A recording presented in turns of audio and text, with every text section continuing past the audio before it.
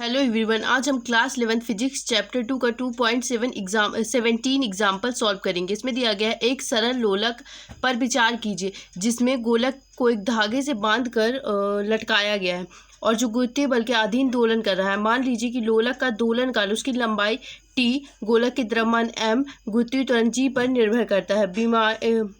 विमीय विधि का उपयोग करके इसके दोलन के काल के सूत्र को व्युत्पन्न करना है। चलिए इसको सॉल्व करते हैं।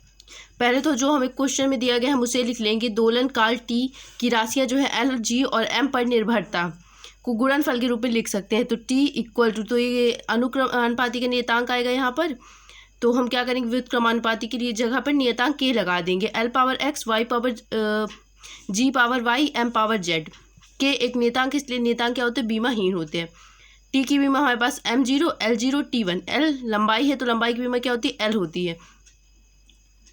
तो l power x, y, g की पावर g, गुरुत्वीय त्वरण की विमा आपको पता होगी जो कि होती है l t - 2 पावर y, और द्रव्यमान की विमा होती है mz। अब इन सब का अंदर हम गुणा कर देंगे।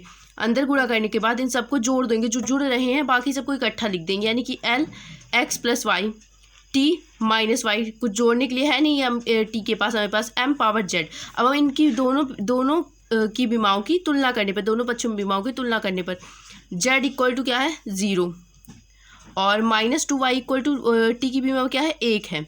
तो 1 है यहाँ पर y, तो y इक्वल क्या हो जाएगा, 1/2, वो भी माइनस का y यहाँ रहेगा तो माइनस उस तरफ चल जाएगा। y equal to 1/2। अब x plus Y equal to क्या है, हमारे पास 0 दिया गया। l की जो विमा है यहाँ पे क्या है, 0 है। तो 0 हम y की मान रखेंगे जो अभी निकाला था, x - 1/2 इक्वल टू 0।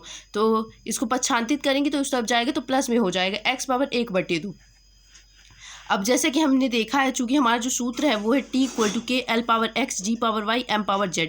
तो इसी सूत्र में हम क्या करेंगे, अपनी जो वैल्यू है उसको पुट कर देंगे। k equal to l power 1/2, g power -1/2, m power 0। तो g -1/2 है तो हम g को नीचे ले जाएंगे, 1/2 यानी रूट वैल्यू है। तो k equal to root of l और g। यहाँ तक भी आप सॉल्व कर सकते हैं, या फिर k इक्वल टू 2 मानकर आप इसे k की जगह में 2 रख देंगे तो आपको पूरा सवाल सॉल्व हो जाएगा। Thank you.